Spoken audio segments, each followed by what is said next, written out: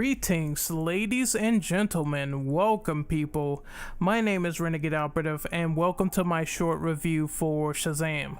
This movie was directed by David F. Sandberg, stars Zachary Levi, Mark Strong, Asher Angel, and Jack Dylan Grazer. This will be a spoiler-filled review, so if you haven't seen the movie yet, then I implore you to actually go watch the movie, or if you don't care, if you got snapped out like 50% of the population by Thanos, then stay along for the ride as a pile of dust. The story is about an ancient wizard constantly failing in his search to find a pure-hearted human to take over the mantle of Shazam, an inheritor of living lightning. We start out with this old man's search for a champion in 1974 as a young Thaddeus Savannah discovers the wizard for the first time. Thaddeus is deemed unworthy due to his dark intentions. He slowly begins seeking out the dark side, who is labeled after the 7 deadly sins bottled up in statues. The story then jumps to the present, where a young Billy Batson, the main protagonist of this story, is desperately searching for his surrogate mother. He completely dismisses the idea of a perfect foster family after being kicked out of so many homes for being a runaway child. He is eventually forced into a new home with a pretty eccentric family, softly building a new relationship with them that has its own fragile alliance. Billy's purpose really doesn't lay to rest even after this family's new quota of sticking together. Once Batson is taken to the sanctuary of the wizard, he unlocks his powers as Shazam, and we finally get to see like both sides of the coin here, which kept me thoroughly amused. It was like seeing hero and villain run parallel to each other in the story. We got to see an older Thaddeus hunt for more power, hunt for more revenge as he gains the ability of the sins. He ruthlessly murders his own family for verbally abusing him in the past. Then we get to see Billy's irresponsibility as a superhero. He slowly pulls apart and drifts away from his foster brother Freddy once the fame goes to his head as the story unfolds. This might boil down to another run-of-the-mill origin story, but this fit in quite well with all the hilarious antics done by Shazam. The movie was able to convey a wide variety of genres when everything just boiled down to Sandberg's directing.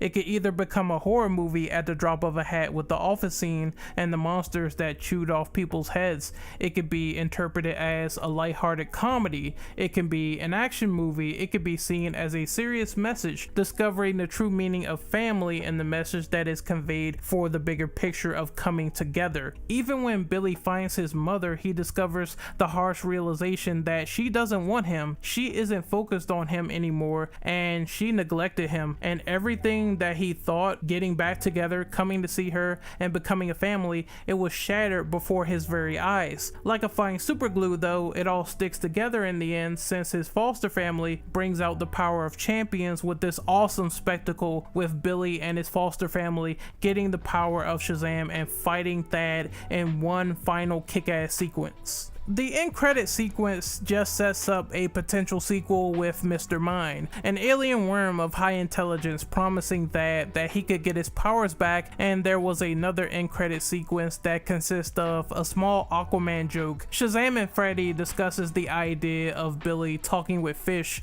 basically. A small little Aquaman riff that really isn't wholly important. Honestly, at one point in time, I was so skeptical about the DCEU. I thought they were going to the brink. I thought there was a point of no return. I never thought they could get back on track, get back on the right track, but I was wrong. I think most of the things about Shazam really clicked. I love this movie, from the pacing to the jokes to the sheer characterization that made everybody likable to an extent. There's certainly faults with the movie, I'm not going to lie. There are problems. I think the villain Thaddeus had a clear motivation that was easily conveyed to the audience when he wanted more power. It's the best Sandberg could do, yet under these circumstances I can't help but feel like in the end he turned out to be another cliche villain that lacked any charisma to care about his endgame. All Thaddeus wanted was power at any game because he was denied of being the champion before.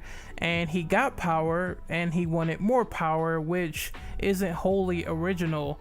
It's ironic because Dwayne "The Rock" Johnson, his name showed up in the production credits and there's no Black Adam reference at all. There's no Black Adam in this movie, and I think he would have been better. And to add salt to the wound on top of that carrot shoved in your arm, there's a small comic that I read at the AMC concession that they give you when you first come in. It's basically a retelling of the Shazam origin if you've seen the movie, but in comic form. Pretty cool read. The visuals in the comic are pretty amazing, but it is the same story that you've seen with some differing scenes. One scene in particular in this comic shows Black Adam being there. What the fuck? I think it's more of a prominent bad guy that people who love Shazam would resonate with, but because of the way the DCEU is structured, they gotta give Black Adam his own solo movie, and then they might have some Shazam versus Black Adam action going on in Shazam 2. But because of that origin story, because of the way it's set up, you have to build Black Adam up, and it feels a bit predictable to have like some cookie cutter villain in the first movie and not really build on the big bad adversary in this movie. I wasn't feeling the Batman and Superman jokes either. Like, okay, a couple of them made me laugh, but you know, it's like, haha, there's Batman and Superman toys, haha, there's a Batman and Superman joke here or there. But after I heard it like 4 or 5 times, it got really old really fast. I thought most of the humor was spot on too, so this reference really bugging me. It says something, right? Seeing this constantly over and over again, I just wish that the jokes of Superman were cut down, even though it was cool that he came up at the end, but you didn't see his face because I don't know what's going on there. Like, they CGI'd Henry Cavill's chin out. I guess they CGI'd his whole face because you don't see his whole face when he shows up actually in the movie. This movie was great though. It had heart. It had heart, man. It had great characters, great action, etc. Go see it. Take your kids if they're old enough, because, you know, this is PG-13 and they do blurt out the word shit constantly, and there you have it. You might want to make sure they can handle that language. One of my favorite scenes in the movie, of course, is when our heroes find themselves in the wizard's dungeon and they open a door to another world and they see like human men sitting at a table with crocodile heads, and it reminded me of the crocodile men that Shazam fights in the comics. That was really cool. That was a cool obscure reference. I think that Shazam is a fantastic addition to the DCEU, and I hope this quality continues. I give Shazam a letter grade of an A.